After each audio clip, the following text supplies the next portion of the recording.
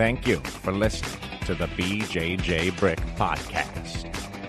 We'll be bringing you Brazilian Jiu-Jitsu and good times. We hope to flatten your Jiu-Jitsu learning curve, help you get the most out of your grappling ability, and meet your goals both on and off the mat. Welcome back, my friends, to the BjjBrick Podcast. This is episode 339. My name is Byron. I'm here with my good buddies, Joe and Gary. Guys, we have a great guest this week. Jess Munter is back on the show. It's been a little while. She returns. If you don't know who Jess is, go find her on social media. We'll put links in the show notes. But she's a very inspirational person and just a great person to keep track of and to cheer on and to watch her do what she does. She had a brachial plexus injury during birth, so the doctor, I don't know how to say this, doctor injured her as she was being born, and she has basically, from what I know of, no use or almost no use of her left arm. And she can give you better details than that. She appeared in episode 220 as well, and she that episode we talked more about what got her into it and more about her other sports that she had tried. She wanted to find a sport, and she tried some sports and none of them really fit for her. And eventually, I think in college, she found jiu-jitsu and really listened to her talk about her coaches. And it's part what jiu-jitsu is and part how her coaches are, and that combination, it clicked for her. She's competed around the world and done very well in adaptive athlete competitions and also in just regular competitions against able-bodied athletes. She gets out there and does it. So great interview. Really excited to have Jess back on the show. We love you, Jess, and thanks for hopping back on here with us. But guys, I want to start the show off with a quote. I saw this. I'm like, man, this is going to be great for Gary and Joe. And the quote is, the older I grow, the more I distrust the familiar doctrine that age brings wisdom. I saw that. I was like, man, that can be true. What do you guys feel about hearing that age doesn't necessarily always bring wisdom? Do you guys think that's true? The older I get, the more I realize I don't know crap. I ain't got nothing figured out. I disagree. I do think as I've gotten older, I have gotten smarter. It's just more time. It's like time on the mat, but this is time in real life. I've learned some stuff. I think as I've got a little bit older and the internet has come alive, I research stuff more. Which I never did when I was younger. I guess maybe my mind is a little curious, probably because it's going and failing. But just the other day, I went to see the movie 1917. Good movie. I give it 2 thumbs up in case anybody wants to know my Siskel and Ebert rating. Nice. But, it was a World War I movie and, talking about fighting in trenches. And, I would have watched this 15 years ago and I would have watched the movie and said, hey, it's great. But this time I watched the movie, I come home, I Google the area, kind of where it happened. I wanted to see a map. And then I was curious about, trench warfare. I haven't really ever seen much on it. And, that was a big trench warfare. So I started reading a bunch of stuff about trench warfare. So I do think as I've got older, I am more curious. I research stuff more. I do think I am wiser. Just like I think I may be slower on the mat, but I do think that my technique is much better. Maybe a little bit wiser there too. Gary, if you want to learn more about trench warfare, the book I recommend is 11th Month, 11th Hour, 11th Day, 11th Hour. It's a very well written book. I think it's early 2000s. And it's the best book I've read on World War I. So if you want to dive a little deeper in that, go for perfect. that. And that's I like it. Referring to Armistice Day. Yeah, perfect. I do need a new book to read. It's kind of graphic. Those are the kind I like. But it's like that's what that warfare was. It was horrible. Not that any warfare is not great, but like you're just going to die of a gas attack, or you get infection in your foot, and like just crazy. Yeah. Miserable time to live. Anyway, with the quote, I saw this, and I think you're both right. Sometimes you like if you just start in jiu-jitsu, you're like, as you start to learn something, I talked to a white belt yesterday who had been training for 6 months. He's like, I don't know anything. Like you learn a little bit. You're like, yeah, I get the hang of this. And after a while, you learn there's a ton of this, and it's kind of intimidating. And you realize that, like Joe was saying, you don't know anything. And I still feel that all the time about certain positions or certain techniques, or like I'm pretty green to some things. I think most people who are. I mean, that's reality. Most of us are green in certain areas of jiu-jitsu, even if you've trained 20 years. Gary's right on too. I think what Gary's really expressing is his curiosity has about the world around him has peaked, and he's gotten new tools to find it. When I saw this quote, I thought of an old quote. I think it was from firefighting, but it might have been from jiu-jitsu or from something else in general. But two people are at the 10-year mark in their career, or maybe on the mats, and one of them is doing a lot better than the other one, and they're talking to the supervisors, and the supervisor basically said, you have 10 years of experience, to the one that's doing well. And the other one, he looks at him, he's like, you have 1 year of experience 10 times. Like, you just keep making the same mistakes. You don't change. You're not trying to grow and develop yourself. So you're getting older. You're getting that time, but due to your own stubbornness or lack of desire to grow, you're not necessarily bringing wisdom to yourself. And I think that we could all look at jiu-jitsu and think the same thing. If we're not trying to grow and get a little bit better at something constantly, you might experience one of those years that, it's a year on the mat, but did you grow or move anywhere, as far as your jiu-jitsu abilities? Maybe not. Yeah, this quote actually I see is kind of being a warning, because it's great. Guys like Gary, they're old, they're smart, they're curious.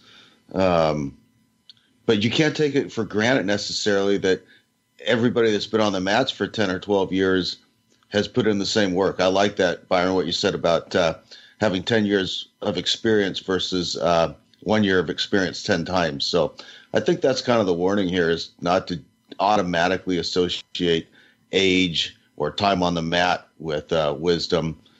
I remember one guy talking about being intimidated by dudes with cauliflower ears and scar tissue over their eyebrows and busted up nose, and like, man, that guy must be a really good fighter. Well, it could be that guy really likes to fight and he's not very good at it, and that's why he's all busted up. So I see a kind of a warning in here, and I also agree with the fact that, and this is kind of what I was getting at, is you kind of got to get to a point where you realize you still have a lot to learn. Yeah. And I think you get to that point first, and then that leads to where Gary's at right now. And I love that curiosity, and not just being curious, but following through with some research. Well, you know what I think, as we get older, what I would like to say is, I forgot what I was going to say. We can put it on ice. Old timers. Oh man, the podcast has now hit that mark. We've always been a little bit older than most jiu-jitsu podcasts, but I forgot what I was going to say about that. It was going to be good though, guys. Byron, you're the young pup. You're only in your 40s. I'm 40, Gary. I'm holding on to that. You're only 40? Can you believe it? It's as bad as I look.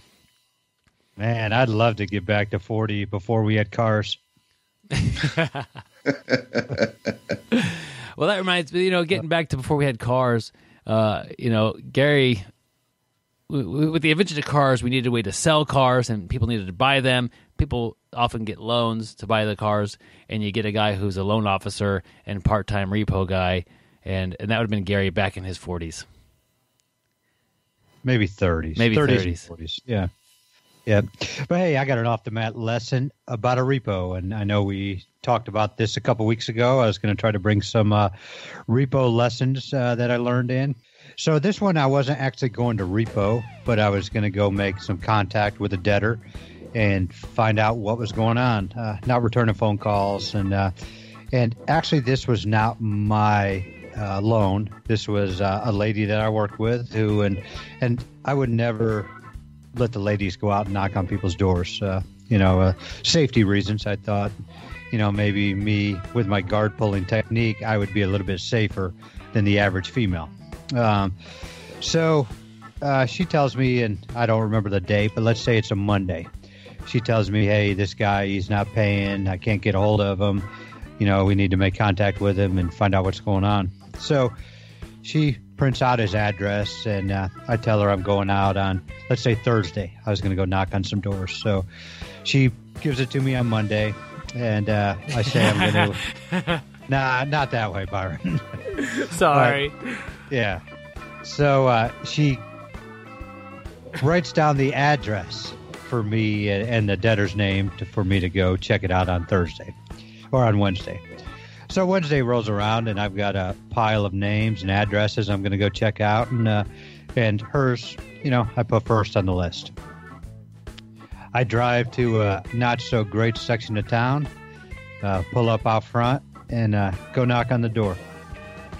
Awesome. The guy actually answered, which rarely happens. You can see him inside. I'll peek in the windows. If nobody answers, I'll go talk to the neighbor, stuff like that. But on this one, he answered. And boy, did he answer. This guy comes out on the porch, and he seemed like a very nice fellow. He was probably a good 6'6", probably 300 pounds, and all muscle. And right off the bat, I was a little intimidated. But so then I start asking him how come he hasn't paid, what's going on, and then all of a sudden he gets mad. He proceeds to tell me he paid yesterday, and I personally do not believe him, and I'm basically calling him a liar. And the whole time I'm sitting there thinking, I am going to get beat up badly. This was the day before cell phones, so I couldn't just pick up a cell phone and call. So, I'm proceeding to tell him I don't think he paid and this and that, and he's swearing he paid, and now he thinks somebody just pocketed his money, took his money and just put it in their pocket. And this guy is steaming. And so finally, it seems like it's getting ready to come to blows, so I back off because I didn't want to have to pull guard and hurt the guy. Actually, he would have killed me. So, I finish up the rest of my door knocking afternoon and go back to the office, and I talk to this lady, and I say, hey, Jeannie, he told me he paid. Jeannie looks him up, and he's like, oh, yeah, he paid yesterday. He was here. And, man, was I PO'd. I almost got beat up. I was mad that she didn't tell me. But what I want to talk about, the life lesson here, is, we got to do our homework. We got to be prepared. We got to be a Boy Scout, like Byron. Byron, he spent a lot of time in the Boy Scouts and then became a scout leader. And for some reason, Byron hasn't really said why, but they don't allow him to be a scout leader anymore. But we'll talk about that some other time. But, I look at it, bringing this back on the mat is, always be prepared. Let's say you got a tournament coming up that you wake up in the morning, you're getting ready to go to the tournament, you're getting ready to go to practice, you just came home from work. Check your gym bag. Make sure you have your gi. Make sure you have a mouthpiece if you use one. Make sure you have gi pants. Make sure you have all the stuff you need, some defense soap, defense wipes for after practice. And, you always have to be prepared. So many of us have shown up to class, we forget a gi, we forget our mouthpiece, and we end up losing a chiclet, stuff we don't want to do. But, the good thing about forgetting a gi, normally there's extra gis. I've actually rolled in people's no-gi shorts who brought extra ones. But you can't always count on that, people bringing extra. I know Joe does. Joe's a good Boy Scout. But, at first I put all the blame on Jeannie for not telling me she took the guy's payment, but she didn't tell me. But, there's a lot of blame for myself too, so if I'm going to go out and I'm going to ask people for payments and find out what's going wrong, I need to check those before I go, especially if, I got this note to a couple days earlier to go knock on this person's door. So, I need to do some research myself, just double check. And what could happen if you don't double check? For me, I could have got beat up pretty bad. For you going to a tournament and you don't have a gi, you may have to, you may be disqualified. You may not even be able to compete. You go to class, you may have to sit on the sidelines if nobody has anything. So, be prepared. Be a Boy Scout. Gary, I love that life lesson. And I think something you skimmed over a little bit there I think is really important is the taking personal responsibility. Yes. Like you said, you could just keep blaming Jeannie. And I mean, she took the dude's money and she knew you were going to knock on doors. So it would have been nice if she told you, but you took responsibility for it. And I kind of look at your jiu-jitsu journey. By the time you get 4 or 5 years in, you start to become more and more responsible for your own progress. And awesome. You can't say, well, I don't really have any takedowns because my school doesn't do them very often, or I can't make it in on takedown day or whatever. Man, take private lesson. There's get together with your training partners and do some drill and buy an instructional. It becomes more and more your own responsibility. So I think that was a key point, Gary. Joe, I love it. Now I'm almost wishing that's what I made the life lesson. Well, you did. It's teamwork, buddy. I got you back. Yeah, I love that. Literally. But, I hate to say it, and I'm not joking this time. I forgot what I was going to say. Hey, Gary. You're doing great, Gary. We appreciate you being on here, man. We're going to have to ask you to take a break. Just kidding. I really did have something good I was getting ready to say. Jeez. This whole thing is interesting, Gary, in the way that it happened. And I like how you bring it onto the mat as well. But I'm thinking of how I get ready for jiu-jitsu, and I think it's better to just have a system. Like, I have my gym bag. It has a place in my house. I put my gym bag. I wash my gi or my shorts or wherever I have, and then when it dries, I put it back in the gym bag. If I'm going to go train, like let's just say you're going to work all day. Like, maybe that gym bag ends up in your car or in your trunk, whatever, the night before, so it's ready to go. Or maybe it's the thing you do in the morning to get it ready. But like, just have a system that you kind of stick to. It'll eliminate most of these things about forgetting your gi. Or, I mean, I know people miss class because you're sitting there at work and maybe home's an hour away, the gym's 10 minutes away or something like that. And you can't go home and get your stuff and make it to the gym in time. That's too bad, man. That sucks. But and same thing with this thing with the person. Maybe the system should have been something like sit down, make phone calls before you go to somebody's house, or maybe just check on the paperwork. Or it probably was paperwork at the time, not computer work. Look at the file in the file cabinet and see if they're up to date, and then take that person out. And that also save you time. I mean, it take a few minutes to do this, but maybe it saves you an hour of driving to not have to go to a couple houses and get beat up. Byron, you should have been my boss and had those safeguards in check. But Joe, hey, I remembered what I was going to say. Came back. And, let's distract him a little bit more, and then he'll forget again. Yeah. Joe, you were talking about personal responsibility. And, I'm going to go back to our quote of the week. And Byron was talking about the guy who has 10 years of experience and the guy who has 1 year experience 10 times. Did that guy, who had 1 year of experience 10 times, he didn't really take as much responsibility of his own personal jiu-jitsu journey for the growth.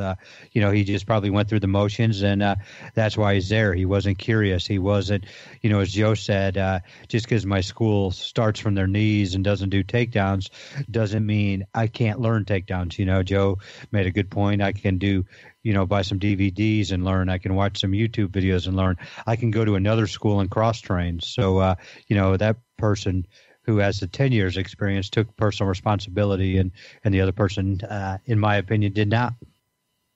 Man, good life lesson, Gary. And most of your life lessons here are you also nearly getting beat up, which is which is interesting. Did you see how I hinted for a life lesson in the future? Because we can talk about your Boy Scout leaderness. Yeah. When you got, for some reason, they took away your stripes, and you don't get to do it anymore. So I think a lot of the listeners would like to know what happened there. I also would like to know what happened, Gary. I'm interested to see what happened. Coincidentally, Byron's no longer allowed within 500 feet of an elementary school. The bad thing is Byron actually had to change the jiu-jitsu academies after this, because his academy was like 300 yards from a school. Oh, man. So for some reason, he had to go somewhere else. For some reason. Gary will let us all know in the future date. That would actually be a good jiu-jitsu prank. Like, if we ever started like a prank video or, we could have somebody go into a jiu-jitsu academy, talk to the instructor and, say, hey, I've never done this before. I'm looking to try. I haven't been around for the last 3 to 5 years. And then, after, the guy sells you, say, hey, can you tell me how many yards is the closest elementary school? That's pretty good, Gary. And that person would be like looking to start jiu-jitsu, and that's chapter 1 of your first year of BJJ audiobook. Is finding the right gym for you, and that's going in there, knocking on a few doors, making a few phone calls, and seeing what gym is going to fit your needs. Are you somebody who wants to maybe compete? Are you somebody who wants to do this as a hobby? Do you already know a few people that train and you want to train with those people? All these things are factors in finding the right gym for you. And this book, it's an audiobook. It's 2.5 hours long. It's $11.99. It's only $11.99. I'll throw that in there. How about that, Gary, for salesmanship? Man, what a price. And it's going to walk you through everything from finding your first gym or finding the right gym for you all the way to competing. And so if you're somewhere in that range, even if you've been on the mat for 9 months, somewhere in that range you'll fit and you'll find some interesting information I hope that you would benefit from. And that's really the goal of it, is to get you through that first year successful and in with a smile and continue on strong into your second year, because that first year is very difficult in jiu-jitsu. So check it out. There's a link to the BjjBrick shop in the show notes, or you can just type in BjjBrick shop in Google or whatever. It'll pull up pretty easily, and check out the book there. It's a digital download, my friends, and you can listen to it basically anywhere you go that has digital things, like if you have your phone with you, Gary. And if $11 at once is a little too steep for you, contact Byron separately to set up a payment plan for 11 payments of $1 each. And you save 99 cents. There you go. And you'll get it just in time for your last month of your first year in BJJ.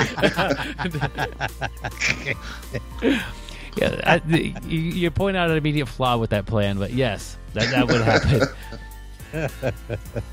We are business masterminds here on the BjjBrick Podcast. That's for sure. But anyway, guys, I think it's time to roll an interview with Jess Munter. All right, my friends, I'm happy to bring back to the BjjBrick Podcast Jess Munter. Jess, welcome back to the show. Thank you so much for having me. It's been a little over 2 years since we've had you on the podcast, and you have been busy. You've done a lot of things on the mats and off the mats as well.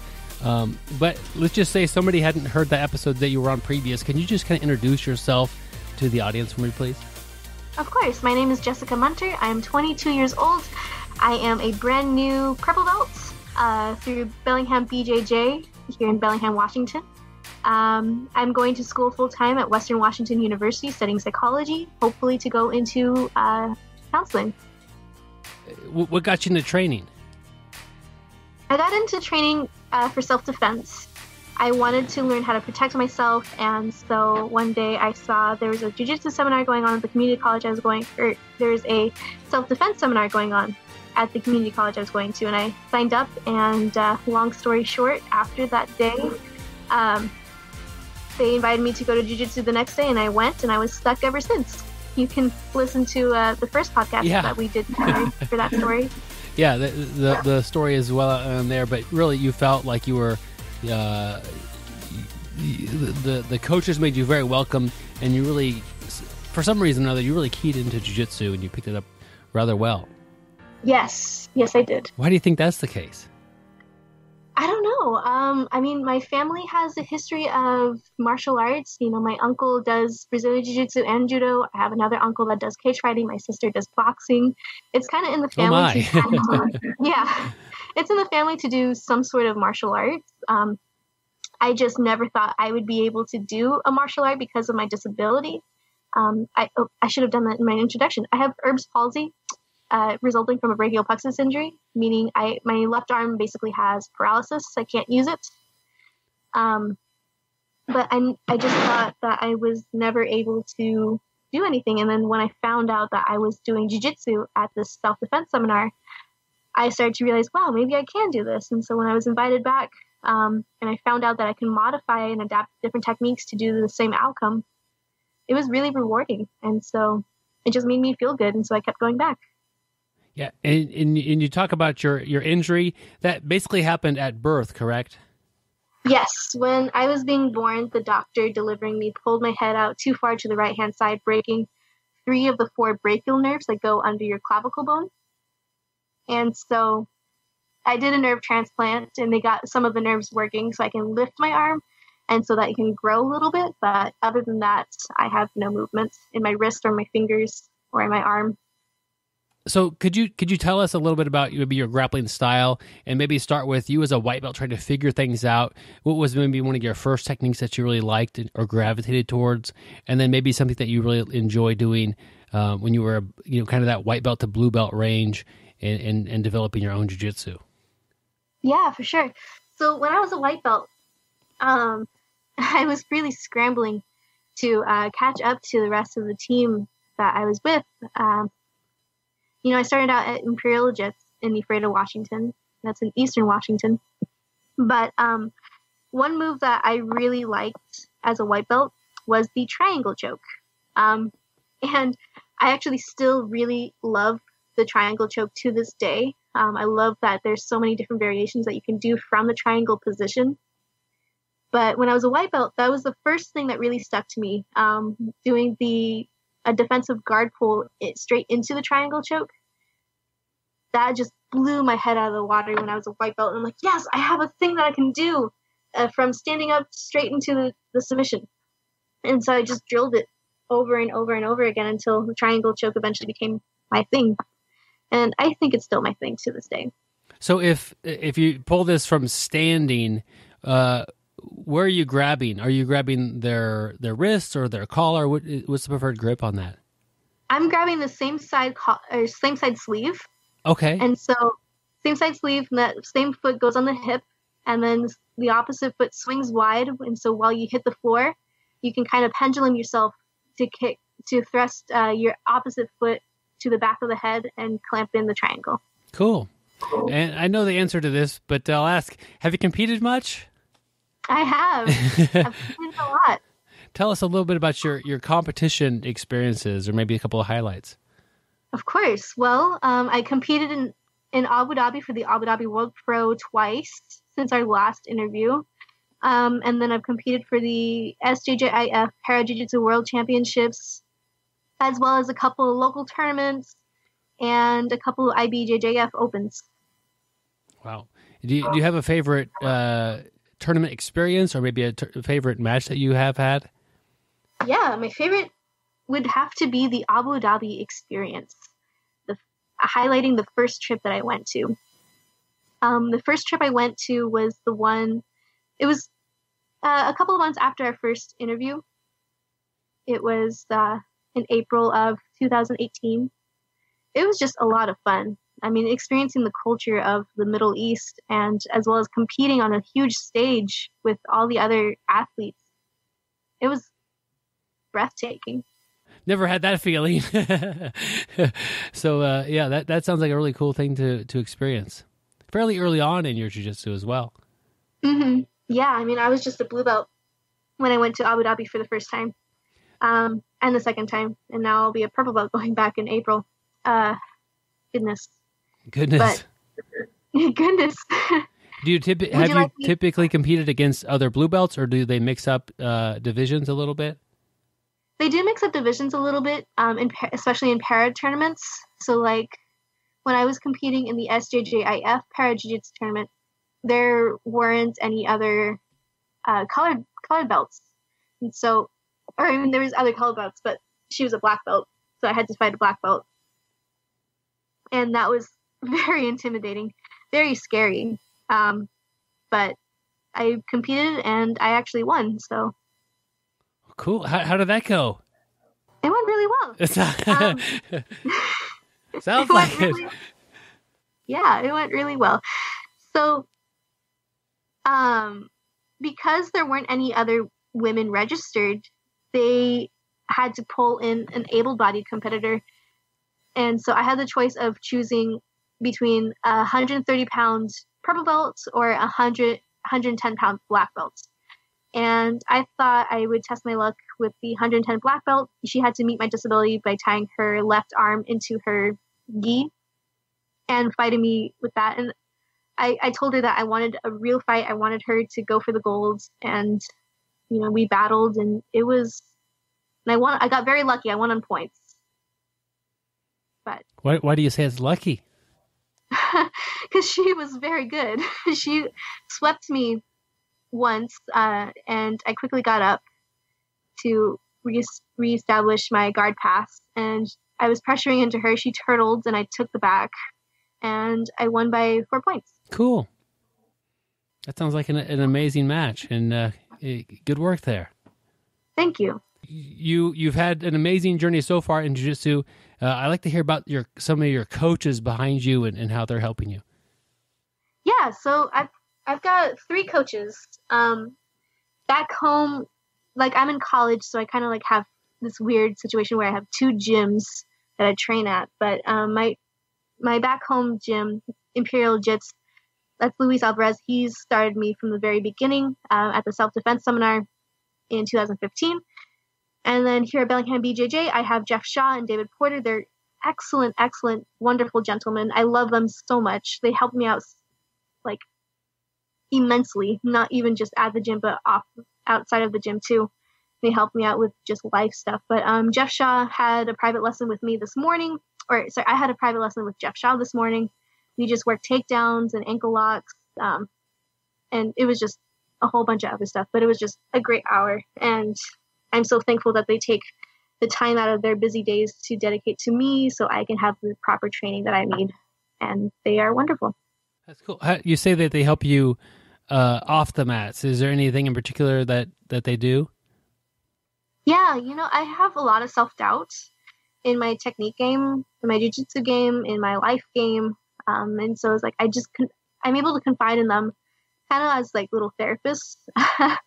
But they listen to what I have to say, and they give feedback and advice according to what they have experienced in their lives. And it's wonderful. Well, that's cool. And Jeff's name sounds a little familiar. Does he do anything else in the jiu-jitsu community? Yeah, so he used to live in North Carolina, and he was a big promoter for grappling industries out East Coast. Yeah. Yeah, and so he trains under Seth Champ, Hoist Gracie black belt at Triangle Jiu-Jitsu. But yeah, so he runs the Dirty White Belt podcast. That's cool. Yeah. So you have these coaches that are supporting you. I'm sure your teammates are great to have around as well. How has jiu-jitsu affected you off of the mats?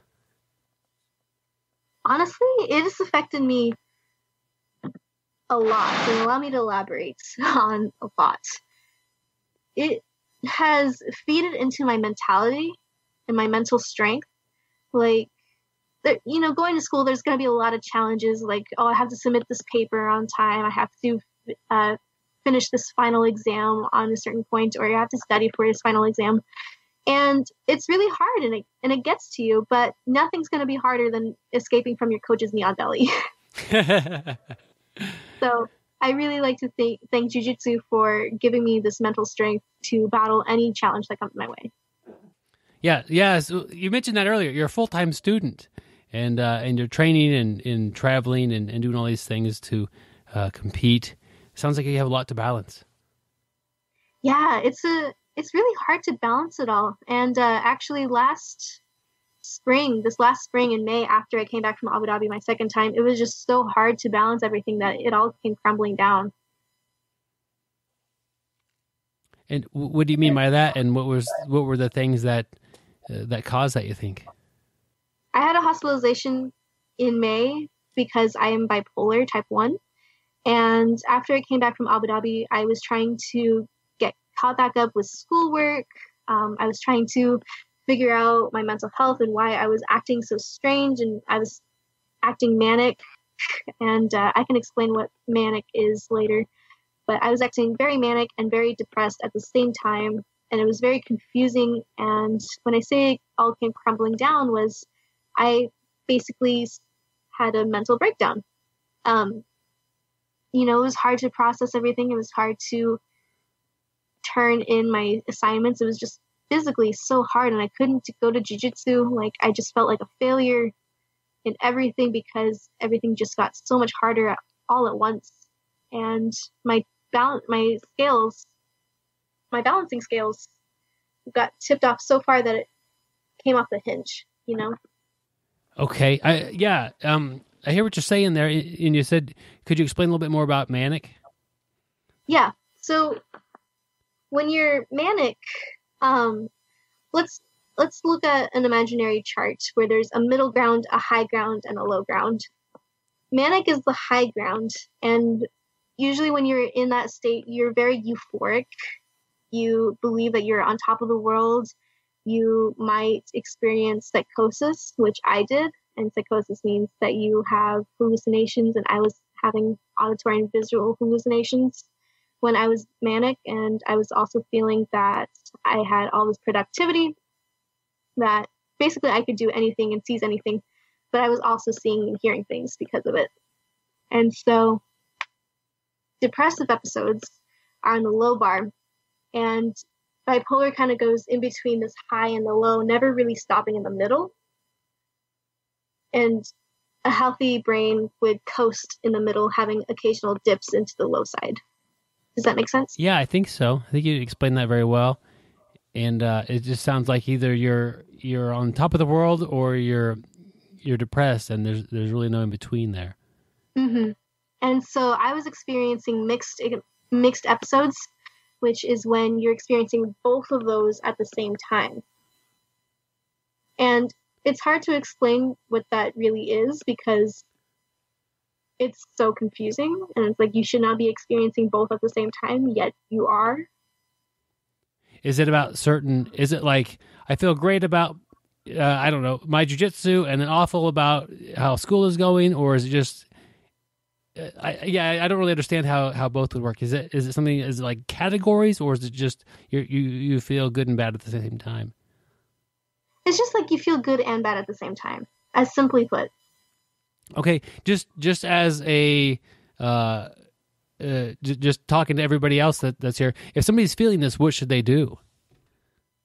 Get help. If you're feeling this, go seek out a trusted friend or a mentor and explain to them as best as you possibly can what you're going through. It was really hard for me to put down what I was feeling into words, so I wrote a letter to my best friend Betsy O'Donovan. She's a professor at Western, and I was just waiting outside her office for her to finish with a student. I was just writing out everything that I was feeling, because I had contemplated suicide that day, after an exam, because I was just feeling so worthless yet so happy at the same time. I was laughing while I was writing this. It was very strange, very, very strange. And she saw my behavior and how it was so off-putting. It just wasn't my normal behavior. And so we went to the hospital, and I was admitted to the psych ward for 4 days. Yeah, and so they were able to help you, it sounds like? Yes. I got back onto medication, and I got into therapy from there, and I got all the help that I needed. Oh, good. Yeah. I'm glad that you did that. Me too. It was the best decision I've ever done. Well, good. Best decision of my life. And sometimes making something like that, getting a friend to help you out and to do that is an amazing thing. Mm-hmm. It can also be very hard, though. It was very, very hard for me to go to Betsy. It took about 5 hours for me to just go to her office, just because I was contemplating, do I really want to show this side of myself to her? She doesn't know that I'm sick. She doesn't know that I have these issues, but she will, after I go to her. And so it was very hard, but I'm glad that I did it. I'm glad that I put myself through the fear. Yeah. I'm glad you got through that fear as well. And I think it's important that we're changing the way that people view mental health or mental health problems that they're having. I just told you before we got started doing the interview, I just got over having pneumonia. Like I in no way was worried that you would think anything about me as a person because I had pneumonia. Like, but the same case, like you didn't do that to yourself. Like it's something that happened to you and you need to deal with it and you need a little bit of help doing that. It shouldn't be a thing that people are embarrassed about, but it is sometimes. Mm-hmm. So when did that happen? This happened in May, after I got back from Abu Dhabi. And so what was the recovery process like going on through the rest of that year? So just because it happened so soon, like it happened in the same year, like not that long ago, only 7 months or so. But the recovery, I took the summer off from school. Like I was originally planning on going to do school throughout the summer. Decided to not. I went to therapy every week and I adjusted medications accordingly. I tried a couple of different medications over the summer. And I found the right dosage for what my brain needed. And just hanging out with my friends, going to jiu-jitsu to make sure that I stay active. And, I love jiu-jitsu. It's always going to be a part of me. But making sure that I had time to go to jiu-jitsu every week. And, yeah, that was my recovery. Do you feel that sometimes your performances on the mat affect your mood as far as, or your feeling of self-worth? Yes. If I'm having a bad day on the mats, I definitely feel less worthy, if that makes sense. How can we untie that? It's a lot of positive reinforcements. Just because you gotta be kind to yourself and reinforce yourself and say, just because I had one bad day of jiu-jitsu doesn't mean that my jiu-jitsu isn't good. Like my jiu-jitsu is there. Like I am not this one bad day on the mats. Everyone has bad days. Yeah. That's true. And my wife goes to jiu-jitsu some, and she's happy when jiu-jitsu goes well, and then she's very frustrated when her jiu-jitsu goes poorly. I always try to just tell her sometimes how poorly it goes for me. I've been training since 2002, and I still get out there and I do things that are like, that was a dumb idea, or this person shouldn't have gave me a hard time, but they sure did. Or, hey, I got tapped out by this guy. Can you believe it? Like, that guy got me. And it's just, that's part of it. Sometimes that we're not rolling the way we should. Maybe I roll with Jess on her good day, and I'm having a kind of an average day, and she triangles me puts me to sleep. Like, these things happen, and it's just like, any sort of belt won't protect you in any sort of experience or how good you are. We've all, I think, had the feeling that we've tapped out somebody who was probably better than us at jiu-jitsu. Yeah. So I think it is important to untie, not even really how good you could be at jiu-jitsu, but just like definitely untie your self-worth from your performance on the mat and try to enjoy the process of getting better at jiu-jitsu. Exactly. I still have a hard time with this. Like I say, the answer is positive reinforcement, but it's really hard to have that positive mindset, like I still find myself beating myself up for not being able to do certain moves because I physically can't. And it's like, why am I beating myself up for this? Like, forgive yourself and move on. Yeah, that's it. And I know it's difficult to do that sort of, to forgive yourself about things and move on, but it's a better way to train. It's a better way to enjoy your time on the mats, and it's a better focus of your energy as well. Yes, I agree. So after that, Abu Dhabi happened. You came back. You went through some therapy. How was kind of that proceeding into that year? I asked you a little bit about that already, but I don't think we got very far. Proceeding into the year, just continue on after you seeked out some help And so would you would go to jiu-jitsu? Are you continuing going to therapy? Yes, so I'm still going to therapy. I had a therapy session today. It was wonderful. My therapist says hi. All right, that's good. Your therapist hi back. She's pretty great. We like to joke around a lot, but went to therapy. But yeah, so go to jiu-jitsu, starting school back tomorrow for winter quarter. I'm on break now. But last quarter, I started to feel I took the summer off of competing, or at least I said I would take it off from competing, but I didn't. I competed in Portland Open in July, and I took silver. This is an able-bodied tournament. And I took silver. It was that was really fun. That was thrilling. Yeah, that's amazing. Yeah, or not my first silver, but my second silver in a able-bodied tournament, in a really big able-bodied tournament. You know. So that was something exciting. And that was as a blue belt, right? Yes, this is as a blue belt. And then in November, I competed again at the Para Jiu-Jitsu World Championship with the SJJIF in California. My best friend, Pete McGregor, or my other best friend, Pete McGregor, who was there, he competed and he took us all to Disneyland, and that was a lot of fun. Oh, man. That's fun. That's nice of him. I know, right? Pete, if you're listening, I love you, man. Even if, let's just look at it, even if you didn't take silver, let's say you lost the first minute of the first match, like, I'd still have you on the show. Your coaches would still be proud of your accomplishments you've done, or how you've developed your game.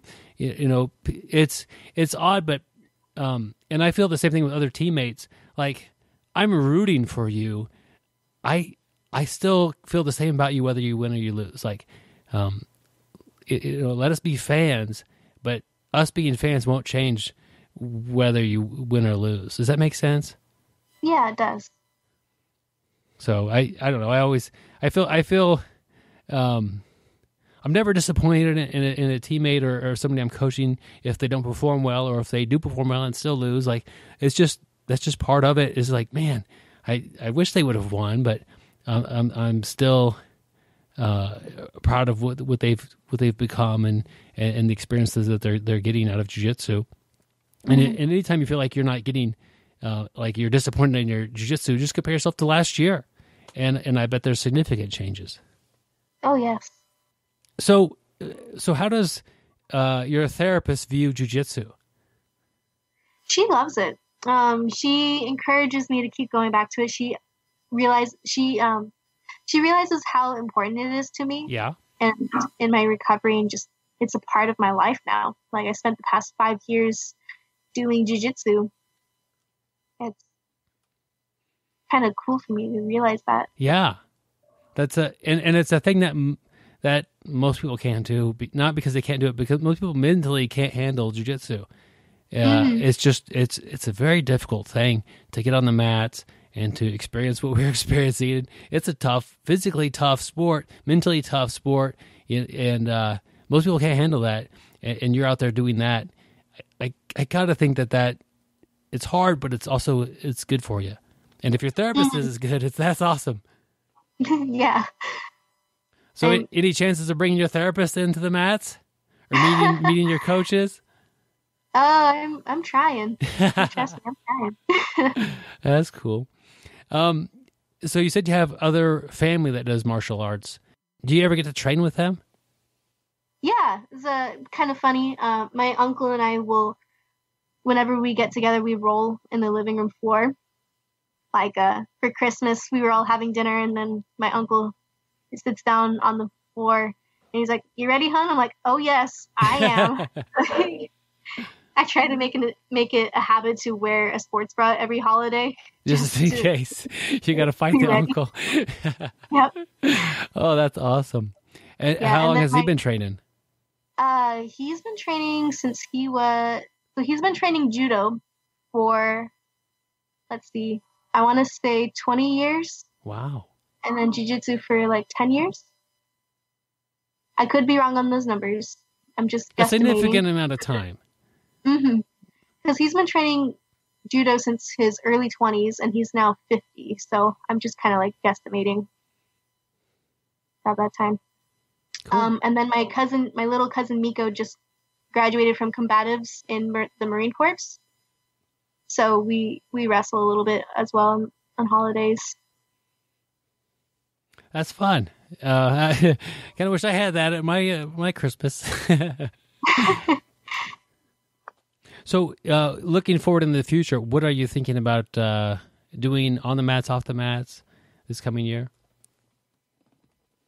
I really want to do an adaptive self-defense seminar. I would really like to do this with Pete. Pete and I talked a little bit about this, but I really want to do a self-defense seminar adaptive based, so that people in the community with various disabilities can come in and learn how to defend themselves accordingly. Like Pete McGregor, he's in a wheelchair, and so he knows a lot more about what to do when you're in a chair, and like what happens if you're against the wall in a chair and you have to use your hands to fight off someone versus using them to run away. Like, how would you handle that situation? How would anyone handle that situation? So one of my goals for 2020 is to sit down with my instructors, a couple of my friends, and create or form this,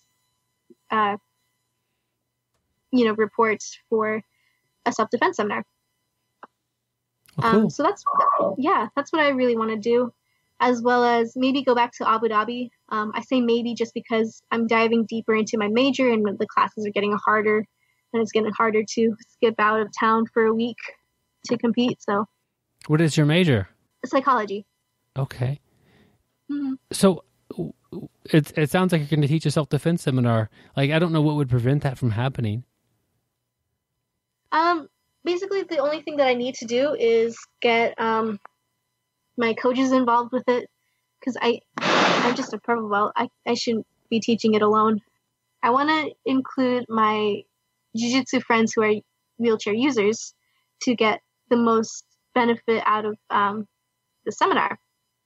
Like Pete McGregor, he has. I've only talked to him about this, but he's piqued a little interest. So, oh, cool. Yeah. The seminar would it be mostly geared towards just the public in general, as far as just people who aren't actually training? Yes.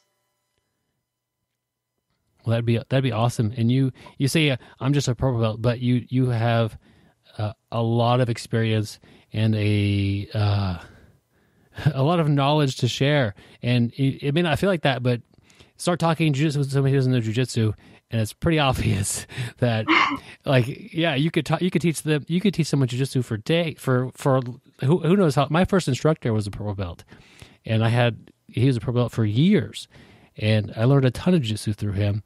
And a purple belt knows a lot of jiu-jitsu. You could teach other purple belts or other brown belts, like your adaptive style of jiu-jitsu. It's all stuff that is interesting, and I'm sure you're doing things differently than others, and there's a lot to learn there. And part of what you're teaching, I would think, would be the confidence to defend yourself as well. Mm-hmm. That's very true. Thank you. So, yeah, teach that. Just imagine if you rewind 5-ish years back and your coach didn't teach that self-defense seminar that you didn't show up to, what would have happened? So you never know who, if 100 people show up or 2 people show up, it doesn't really matter. It's how much that person or those people are affected by what you're teaching.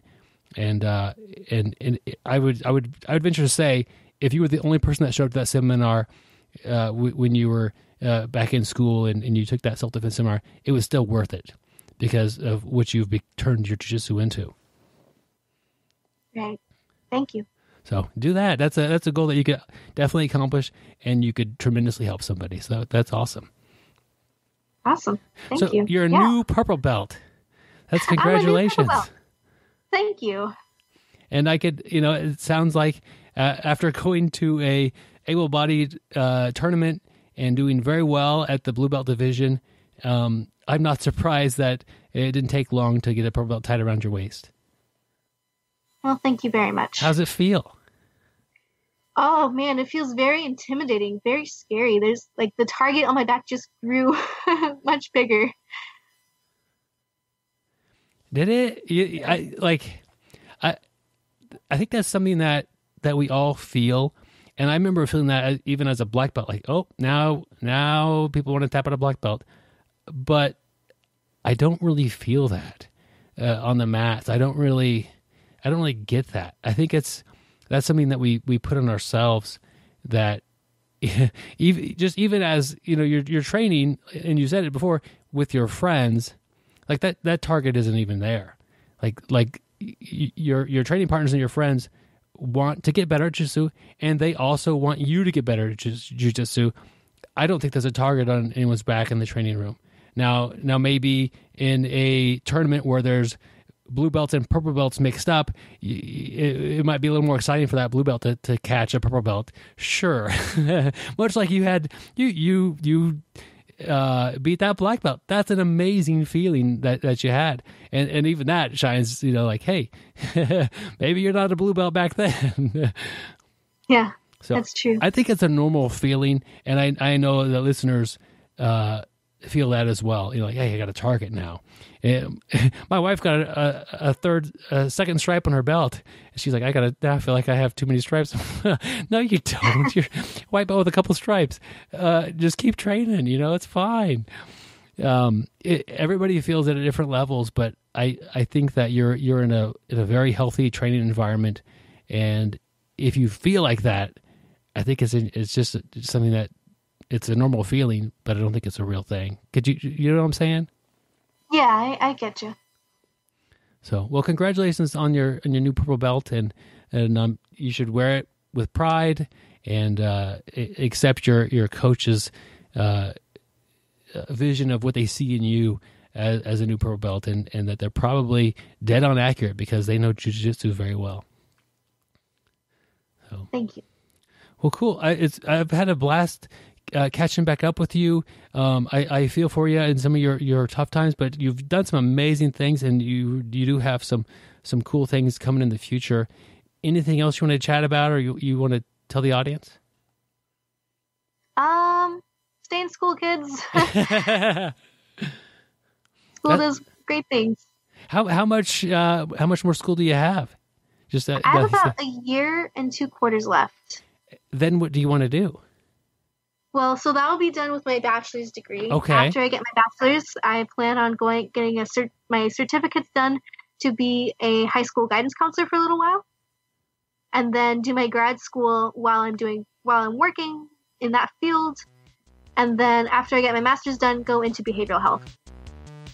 Wow, that's awesome, and you're dedicated to helping people. I mean, both those things will be a great help to people.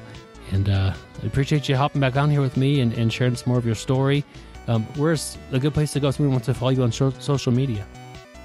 Yeah, just follow me on Instagram. My Instagram handle is Jess Munter, like the Munsters, the TV show. Yeah.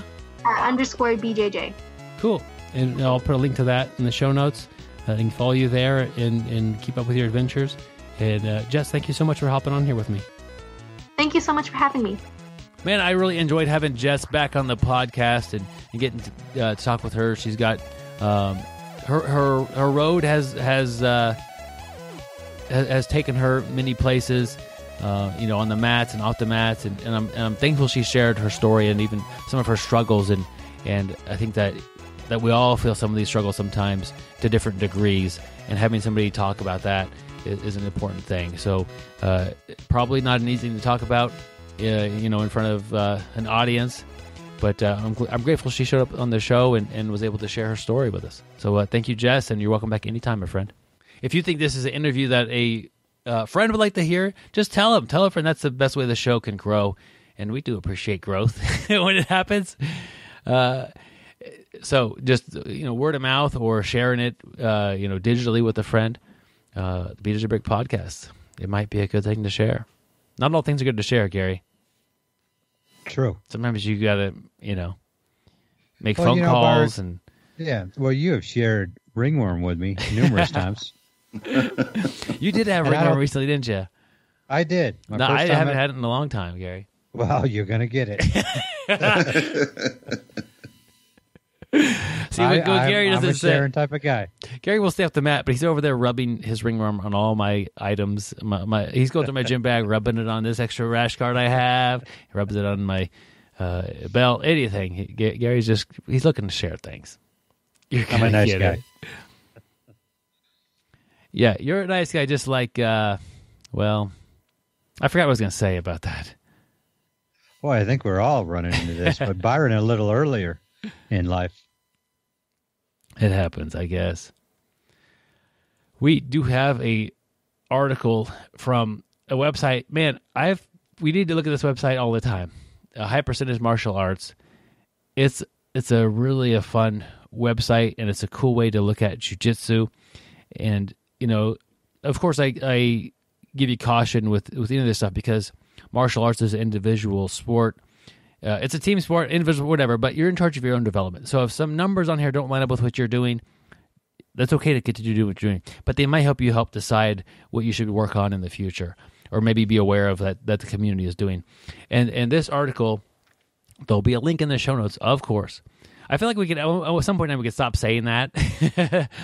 But I want people to go and check it out. Deep Dive is what they're doing here. Here's what the data says about takedowns.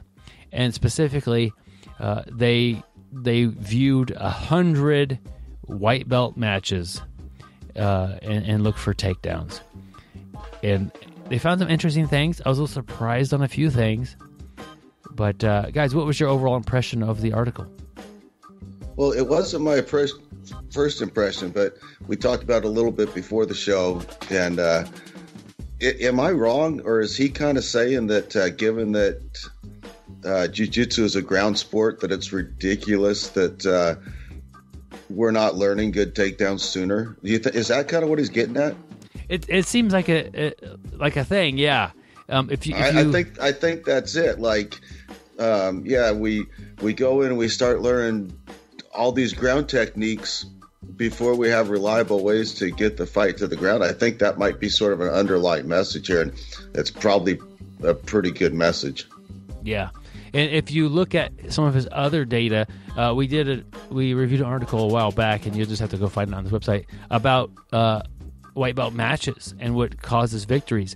And almost the best way to get a victory in a white belt match is to score a takedown.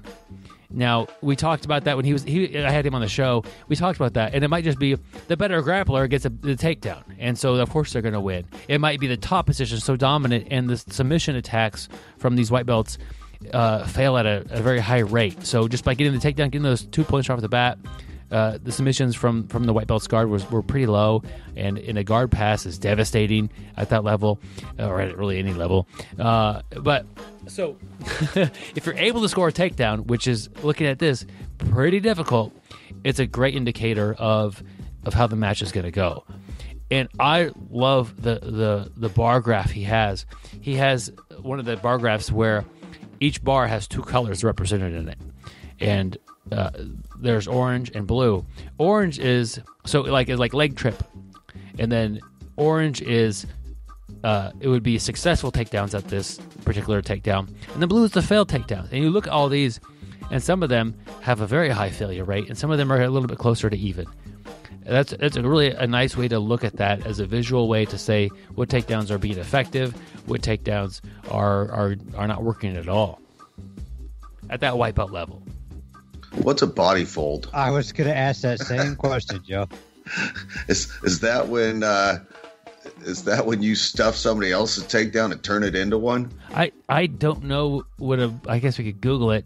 I picture because that's got 100% success. Yeah, but it's only it's a low number. It might be 2.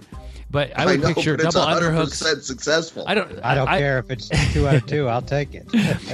That's the one I want to work on. Yeah. Joe, I'm wondering if it's like what you said. Somebody changes levels, let's say goes for a double leg, and you basically get them in a cow catcher position and just fold them back. Or almost like a standing guillotine attempt, but you break them down and then catch a leg too. Oh yeah, well yeah, it couldn't be what I was saying because these are initiating takedowns. So body fold. Oh, hey, maybe that's a you get double underhooks. That's what I was thinking. And yeah, you get double underhooks. That pressure in the lower back. Yeah, that's what it is. I'm Googling it right now and seeing if I can find it. Yeah, that's actually a good takedown. Yeah, it is. Yeah, that's what it is. Yep. Yeah, like a low bear hug. Yeah, squeeze, low bear hug. Right above the ass, and then turn it into a trip. Yeah, you just walk forward while pushing the hips in, pushing their hips into you. Yeah, that's actually that's a good one. It's undervalued, I think. Yeah, it Google's just fine. I like the snap down. Snap down looks like it's got about 50%. That's what I relied on for a long time. Snap down to go behind, or if I could do a snap down, I already got a chin strap, so I can start attacking guillotines if I wanted to. I always had good luck there. Yeah, the main thing looking at all these is the one that had better than 50-50, better than a coin flip odds. Oh, the body fold. That's true.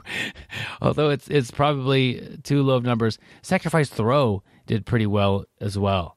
Rear takedown. And so I think the trick on this one is the sacrifice throw is it's almost like a guard pull instead you pull a sweep. To think of it that because it's easier to put that into a jiu-jitsu person's head. You're not doing a big shooting motion. You're not doing anything crazy from the guard. You're pulling guard in a manner that allows you to throw the person with your legs. That's pretty jiu-jitsu-y. And it looks like that it was a 56% success rate, and that's the highest one, other than the tiny body percent. fold. Other than the body fold, which looked like 2 people did, maybe 1 person did, Gary. So that might be hard to pull that actual information out of that. But the rear takedown had about a 75%. Yeah, rear takedown was pretty high. So that's Gary and I are going to focus on the rear takedown and the body fold. Actually, I am working on the rear takedown. Yeah. I assume they're talking about like a trip, and I'm working on the arm drag and then that trip from the back. Yeah, that's great. Because that's what we talked about there last week. Is Joe was talking about the arm drag, get to the back, get a trip, or whatever else you're going to do from there. And that was one thing. After talking to Joe, I was going to do it, but me and Joe, we're kind of going to work on. Joe and I, we're data analytic people, and even though our minds are going, we really love data analytics. So what we're going to do is we're going to do an arm drag to get to the back. And then once we're in the back, we're going to do a body fold. And that way we're doing a rear takedown body fold. And that should be like 200%. I don't know if you could body fold them the other way. So from there you grasp both arms right around the navel and thrust forward with your hips and move forward at the same time. And what we're going to do once we get in that position, we're going to do a sacrifice throw too. So, yeah, we're taking all the good stuff and combining them into one. Well, you do what you do, guys. Sounds like you got a heck of a combination there, Gary. But and you're referring – so this kind of goes nicely with the BJJ by the Month program that we're trying here. And I edited the last episode or maybe 2 episodes ago, and we talked about it. I don't mean to tell you guys what your focus is for the month. It's just that program, like, if you want to focus on that, great. If not, work on, I know, you guys work on different stuff, but that's what I'm going to be, my plan is each month to focus on this and experiences with the people who are in the program. And the program it's free. Check it out on Facebook or just on the BjjBrick page. Type in BJJ by the Month, and it'll pop up. And this month is takedowns. I want to interrupt you real quick. Yeah. When Byron said that doesn't have to be your focus, and kind of what's happened is we got emails from 7 different listeners who got kicked out of their academy because they weren't following their gym's curriculum. They were doing the BjjBrick curriculum. So we don't want that to happen. You only got that many, huh? Yeah, because one of the guys said, "Hey, when my teacher said, hey, today we're going to work on leg locks," and he's like, "No, we're not. We're going to focus on takedowns," and that didn't end too well. Yeah, I can see that. It's really just a way that if your school has a set curriculum that is more than every day a random different thing, that's great. But if you're looking for maybe a different way to focus, or make sure you cover all the bases within a year, that's kind of the goal is that I have with this. So we started off January with guard submissions, or attacking and developing a submission guard, and now we're moving to takedowns, which I think is super important. It's just like this article is saying, not the highest success rate in unless you use a body fold in white belt submission. So Gary, Mr. White Belt Gary. I don't know how. I don't think I can get double underhooks on either one of you guys. That's a tough thing to accomplish. Joe and we practice body fold defense. How many people do that? I don't know. I don't. I would imagine if you got double hooks on me, I would probably fold my body. But so there's two ways to use this. To look at it and say, especially at the white belt level, because it does change as belts go up. Like, nobody successfully landed a double leg. That's interesting. Jordan Burroughs was in one of the weight classes. Yeah. Put a white belt on that guy and let him have fun. But so these change, obviously. And but looking at this, you could say, okay, it looks like, I don't know, these guys are obsessed with body fold, or maybe the sacrifice throw is a way to pick up a simple takedown that is pretty risk averse. Look at that type of thing. Or also you could look at what's going to be done to me. Well, the leg trip has super high attempts and decent completion. It's the highest. It's almost 20% of takedowns were a leg trip, and like 60% of attempted takedowns were a leg trip. So be ready for that. It's coming at you if you're going to go out there and compete as a white belt, or just even through training. That's something that the students at that level are comfortable training. They're comfortable learning it. Maybe all the instructors are out there teaching, hey, leg trip, here's what we're going to do. We're going to change levels, shoot in, trap up a leg behind there, and continue to press forward. That's pretty simple. And decently high, completion. So there's just, you can look at it for offense or defense. It give you a little bit of help in figuring out where to go or what to be ready for. But this website is a valuable tool. I know they do a lot of work as far as, we get together, we podcast, we talk about jiu-jitsu. They're studying, they're watching hours and 100 different competition matches, or sometimes they did a study of 500 submissions that 100 at each level, and seeing what they were like. So, man, it's just a really cool resource to have and to help guide you in your training. An interesting thought about this article, though. The guy's gathering his data from an environment where one or both opponents, due to the rule set and other things, are focused almost solely on pulling guard. He says the one reliable way to get the fight to the ground at this level is a guard pull. Wonder how much these numbers would change, what you'd see differently if it was in a rule set where you were given a disadvantage for pulling guard. Yeah. That would be, I think the coaches would need to make adjustments to that. And need to how to teach your students not to start off with a negative point or something like that. The other thing would be, on that same respect, is, and I've done this before back in the day when I used to compete, is just wait for the other guy to pull guard. And I do that today sometimes. Like, I'd rather be on top. After about a minute or so, this person will likely pull guard. And sometimes I've done that myself. Like, oh man, I could tell I'm not going to get this takedown. Let's get this going. I guess I'll work my guard. So just by not pulling guard, oftentimes earns you the top position. Yep. Or I don't know. The word "earns" there might be a bit of a stretch. Gets you the top position. So check out that article. There's a link in the show notes, and then after you do that, go bounce around the website and really see some cool stuff that they've done. Yeah, they have a whole bunch of awesome stuff, and especially for people who like statistics, and I like how you were talking about, Byron. You can put it into your game if you go into a tournament. Like, I see this information, I better be ready for leg trips. I better be ready for single legs and know what to do. Even if you're not focusing on your takedowns, offensively, you need to know what's going to come. Guys, I want to give a quick shout out to our Patreon supporters. some of our continued supporters, Gerald, who was on the podcast fairly recently talking about his article he wrote for the BjjBrick podcast or BjjBrick.com. Stephen and Sarah, thank you guys for your continued support. It means a lot, and yeah. You could even write an article and send it in, and we'll a lot of times publish it. You don't have to be a Patreon supporter to do that, but Gerald is, and he did. So he classifies as a super fan, and we appreciate him out there. And he's also, a lot of times he talks a lot of trash on Gary and I was going to say behind the scenes. I don't know how much I appreciate him. Oh, Gary loves him. Yeah. So thank you guys for supporting us on Patreon. If you are interested in doing that and helping the show grow, or maybe just maintain sometimes, I feel like, there'll be a link in the show notes. I'll mail you out a 5-inch BjjBrick gi patch. I'll put a sticker in the envelope as well. Mail it anywhere in the world. So you international listeners, if you help support us on Patreon, I'll mail you out a gi patch and a sticker, my friends.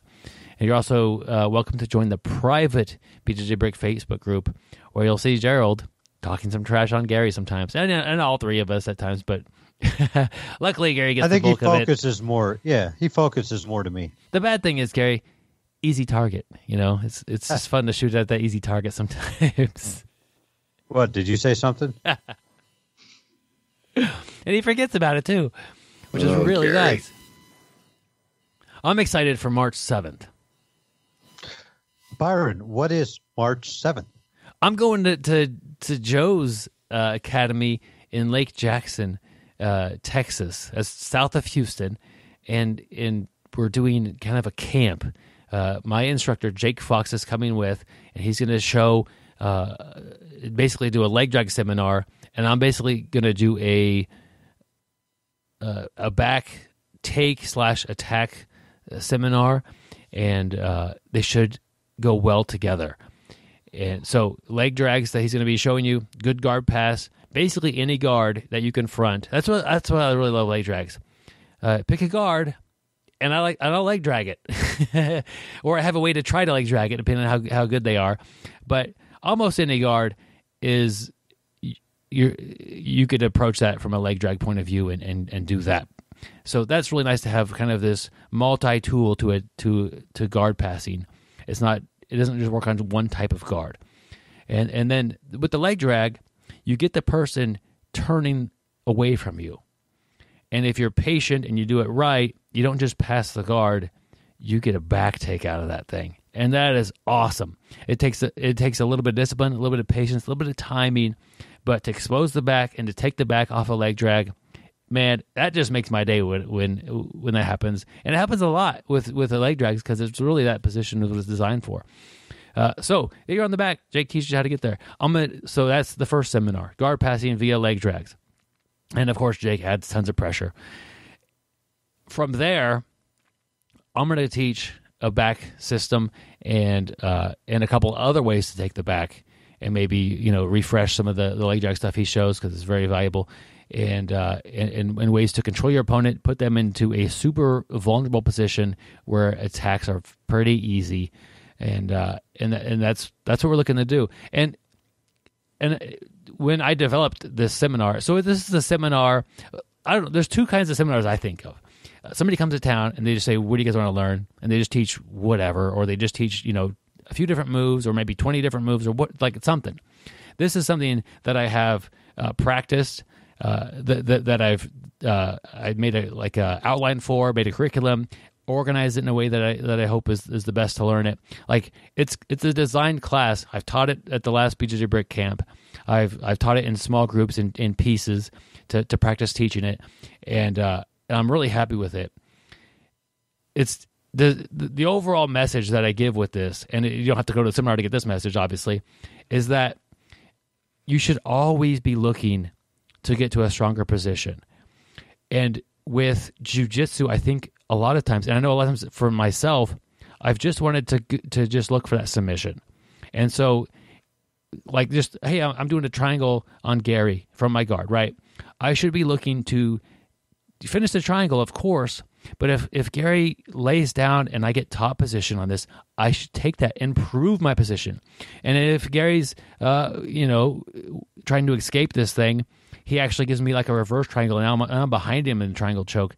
Take that. So always improve your position, and that will make the act of getting the submission easier. So on the back, we're working on improving. You have your hooks, you have your grips. We're going to work on improving that a few steps, getting a better back control, getting them more vulnerable before you apply that submission. And it's a fun way to grapple. It gives you a system to work within, and I really like teaching it. I'm excited. Obviously, I could ramble about this for another hour, but I don't want to. I want to save some for the people in Lake Jackson or the nearby people. If you're in Houston, check it out. There's a thing on the website. You could already get your ticket, and we'll reserve your spot for you. And we're going to have half price acai there. We're going to have a barbecue that evening on the beach, I think. Right, Joe? That's correct, man. We're looking forward to it. Looking forward to having you down here, Byron. Yeah, I'm looking forward to being down there. I hear it's a little bit warmer than when I got up here. I'll bet you all didn't go out and skateboard and work in your garden for an hour before we started this, did you? I before we start, this is Sunday morning, I did a 3-mile run with my wife in sweatpants. How warm was it? Sweatpants, long sleeve t-shirt, and stocking cap. Perfect. Well, at least you got out and got moving. I guess, yeah. Otherwise, I just sit here and I forget what I'm going to say. Right, Gary? What? So check us out. That's March 7th in Lake Jackson. If you're in Houston, definitely look into it. I'll put a link in the show notes to the flyer and the online sign-up that we have as well. Oh, if you sign up online, I'll give you a free gi patch. How about that? Good one. Put your name down. We're going to have a blast. That's the main thing. We're going to have a good time. Guys, I've had a blast recording with you. It's always fun to get, it's a little bit hard sometimes. We record on Sunday mornings, getting up and getting ready a little extra early and all that stuff. But once we get the podcast up and going and hit the record button, we always have a blast. So I'm real grateful for you guys here this morning. And until next week, stay sweaty, my friends. And don't forget to practice your body full of takedowns. Train hard, train smart, train from the rear. We'll see you on the mats, guys. Thank you for listening. I hope you find the time today to roll. After all, the best way to get better at Brazilian Jiu-Jitsu is to do Brazilian Jiu-Jitsu.